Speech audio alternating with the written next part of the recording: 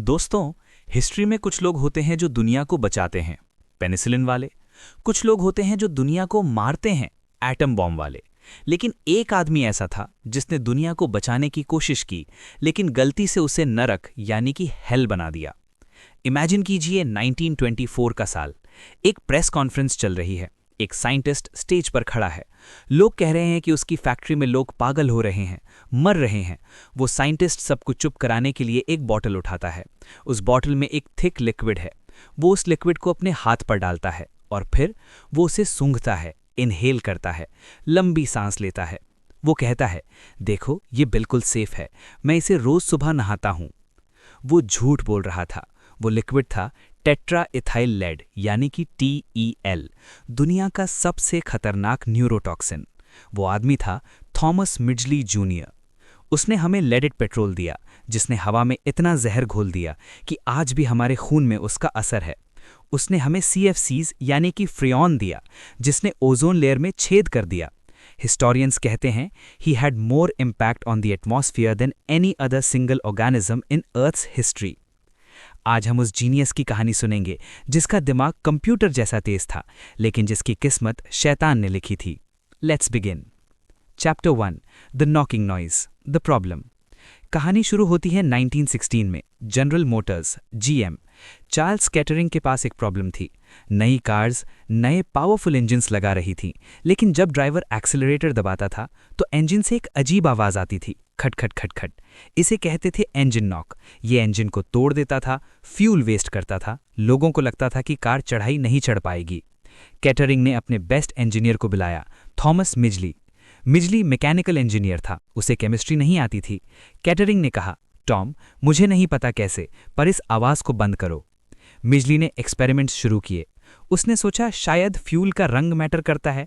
उसने फ्यूल में आयोडीन मिलाया जो लाल था। नॉकिंग बंद हो गई, लेकिन आयोडीन महंगा था और इंजन को खराब करता था। मिजली को पता चल गया कि प्रॉब्लम केमिकल है। उसने पीरियोडिक टेबल उठाई। Chapter 2, the periodic table hunt. Midgley ने अगले 3 साल तक दुनिया की हर चीज पेट्रोल में मिलाई। कैम्फर यानी कि कपूर, मेल्टेड बटर यानी कि मक्खन, विनेगर, सिरका, सेलेनियम, टेल्यूरियम। जब उसने टेल्यूरियम मिलाया तो नॉकिंग बंद हो गई, लेकिन टेल्यूरियम की बदबू इतनी गंदी थी कि मिजली जहां भी जाता लोग भाग जाते। उसकी वाइफ ने उसे घर में घुसने से मना कर दिया। उसकी शर्ट्स को जलाना पड़ा। उसने 33,000 कंपाउंड्स टेस्ट किए, सब फेल। फाइनली दिसंबर 21 मिजली पीरियोडिक टेबल के भारी एलिमेंट्स यानी कि हैवी मेटल्स तक पहुंचा।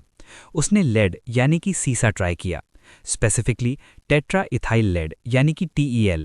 उसने इसकी थोड़ी सी बूंदें पेट्रोल में डाली। इंजन स्टार्ट किया, आवाज गायब। इंजन मक्खन की तरह चल रहा था, पावर बढ़ गई थी, माइलेज बढ़ गई थी। बिजली खुश हो गया। उसने कहा, हमने कर दिखाया, ये मैजिक लिक्विड है। लेकिन उसे एक बात पता थी जो उसने दुनिया से छुपाई। लेड यानी कि सीसा जहरीला होता है। रोमन्स के टाइम से लोग जानते थे कि लेड दिमाग को गला देता है, madness. Chapter 3, branding the poison, ethyl. General Motors और स्टैंडर्ड ऑयल जो रॉकफेलर की कंपनी थी, उन्होंने पार्टनरशिप की। उन्होंने सोचा अगर हमने पैकेट पर लेड लिखा तो लोग डर जाएंगे, तो उन्होंने मार्केटिंग का यूज किया। उन्होंने प्रोडक्ट का नाम रखा इथाइल। लेड शब्द गायब कर दिया। Tagline, runs your car better. उन्होंने इसे प्रीमियम फ्यूल बनाकर बेचना शुरू किया। साइंटिस्ट्स ने वार्निंग दी। पब्लिक हेल्थ एक्सपर्ट्स ने कहा, पागल मत बनो, अगर तुमने लेड को धुएं में उड़ा दिया तो वो सांस के जरिए सबके अंदर जाएगा। मिजली और GM ने कहा, यह सेफ है, हमने टेस्ट किया है, और उन्होंने प्रोडक्शन शुरू कर दिया। Chapter 4, the house of butterflies, deep water disaster. 1924 new Jersey. Standard oil की फैक्ट्री जहां TEL बन रहा था, वहां कुछ अजीब होने लगा। वर्कर्स का बिहेवियर बदलने लगा। पहले उनकी मेमोरी गई, फिर वो अजीब हरकतें करने लगे। उन्हें हैलुसिनेशंस होने लगे। वो हवा में हाथ मारते और कहते, मुझे तितलियां दिख रही हैं। उन्हें फैक्ट्री के अंदर इंसेक्ट्स दिखते थे जो वहां थे ही नहीं। लोग इसे द हाउस ऑफ बटरफ्लाइज कहने लगे। फिर मौत शुरू हुई। एक वर्कर चिल्लाते हुए खिड़की से कूद गया। 5 वर्कर्स मर गए। 35 पागल हो गए, स्ट्रेट जैकेट्स में बांधना पड़ा। खबर न्यूज़पेपर्स में आ गई, लूनी गैस किल्स वर्कर्स, यानी कि पागल करने वाली गैस वर्कर्स को मार रही है। थॉमस मिजली को प्रेस कॉन्फ्रेंस बुलानी पड़ी। ये वही सीन है जो इंट्रो में था। मिजली ने लेड अपने हाथ पर डाला, सूंघा और कहा, सेफ है। असल में मिजली खुद लेड पॉइजनिंग का शिकार हो चुका था। कॉन्फ्रेंस के बाद वो 6 महीने के लिए फ्लोरिडा चला गया इलाज कराने। वो ठंडा पड़ गया था, उसकी हड्डियों में लेड घुस गया था, लेकिन पैसा इतना बड़ा था कि वो वापस आया और प्रोडक्शन चालू रखा। Chapter 5 the silent damage, IQ loss. अगले 50 सालों तक दुनिया भर की गाड़ियों ने हवा में लेड फेंका। इसका असर क्या हुआ? Children's IQ. लेड बच्चों के दिमाग को डेवलप होने से रोकता है। रिसर्च कहती है कि उस जनरेशन के बच्चों का आईक्यू एवरेज से 5 से 7 पॉइंट कम हो गया। Crime rate. लेड एग्रेशन बढ़ाता है। साइंटिस्ट्स मानते हैं कि 1960s और 80s में जो क्राइम रेट बढ़ा, उसका कारण लेड था। Health. Heart disease, kidney failure. Midgley ने एक प्रॉब्लम सॉल्व की, नॉकिंग, लेकिन उसने पूरी इंसानियत को स्लो पॉइजन दे दिया। Chapter 6 the second disaster, refrigerators. अब आते हैं मिजली के दूसरे इन्वेंशन पर।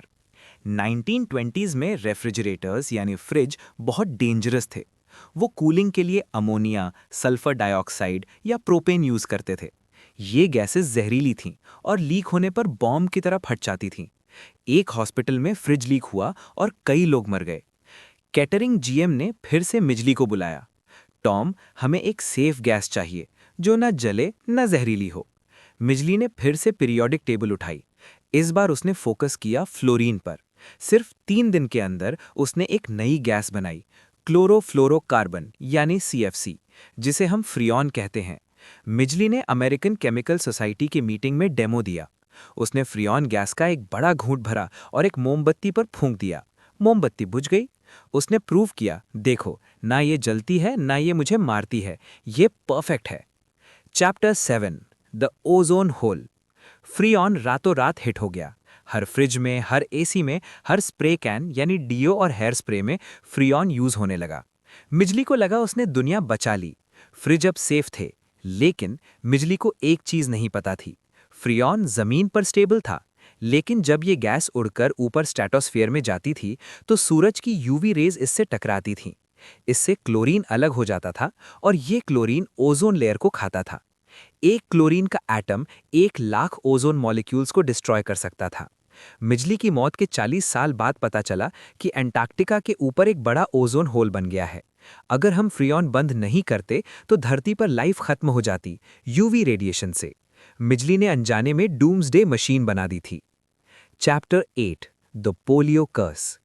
थॉमस मिजली 51 साल के थे। वो सक्सेसफुल थे, रिच थे, अवार्ड्स मिल रहे थे, लेकिन किस्मत ने हिसाब बराबर किया। उन्हें पोलियो हो गया। वही आदमी जिसने दुनिया को चलाना सिखाया अब खुद चल नहीं सकता था। वो कमर से नीचे पैरालाइज हो गए। वो बिस्तर पर पड़े रहते थे, लेकिन उनका इंजीनियर दिमाग अभी भी चल रहा था। उन्हें उठने में दिक्कत होती थी। उन्होंने कहा, मैं किसी की मदद नहीं लूंगा, मैं मशीन बनाऊंगा। Chapter 9 the last invention, the ropes. Midgley ने अपने बेड के ऊपर एक कॉम्प्लेक्स सिस्टम बनाया, पुलीज, रोप्स यानी रस्सियां और बार्स। वो रस्सी खींचता और मशीन उसे उठाकर व्हील चेयर पर बिठा देती। वो बहुत प्राउड था इस इन्वेंशन पर। देखो, इंजीनियरिंग मुझे चला रही है। लेकिन 2 नवंबर 1944 सुबह का वक्त था। मिजली अपने बेड पर था। शायद वो करवट ले रहा था या मशीन अटक गई थी। वो रस्सियां उसके गले में उलझ गईं। वो चिल्ला नहीं पाया। वो स्ट्रगल करता रहा। जितना वो हिला, रस्सी उतनी टाइट होती गई। दुनिया का सबसे बड़ा इन्वेंटर अपने ही बनाए हुए जाल में घुटकर मर गया। उसकी वाइफ जब कमरे में आई तो वो लटका हुआ था। मौत का कारण strangulation by his own invention. Chapter 10 the hero who saved us, Clair Patterson. Midgley की कहानी अधूरी है अगर हम उस आदमी की बात ना करें जिसने उसकी गलती सुधारी, क्लेयर पैटरसन। ये वो साइंटिस्ट था जिसने 1960s में ढूंढा कि दुनिया में लेड लेवल डेंजरस हो चुका है। पैटरसन ने बड़ी ऑयल कंपनीज यानी एथिल कॉर्प से लड़ाई की। उसने प्रूव किया कि मिजली का इन्वेंशन जहर है। उसकी वजह से 1980s में लेडेड पेट्रोल बैन हुआ और बाद में मॉन्ट्रियल प्रोटोकॉल के तहत CFCs बैन हुए। आज ओजोन लेयर रिकवर हो रही है। आज हमारे खून में लेड कम है क्योंकि एक साइंटिस्ट ने गलती की और दूसरे ने उसे ठीक किया। Chapter 11 conclusion, the law of unintended consequences. तो दोस्तों, थॉमस मिजली जूनियर की कहानी हमें क्या सिखाती है?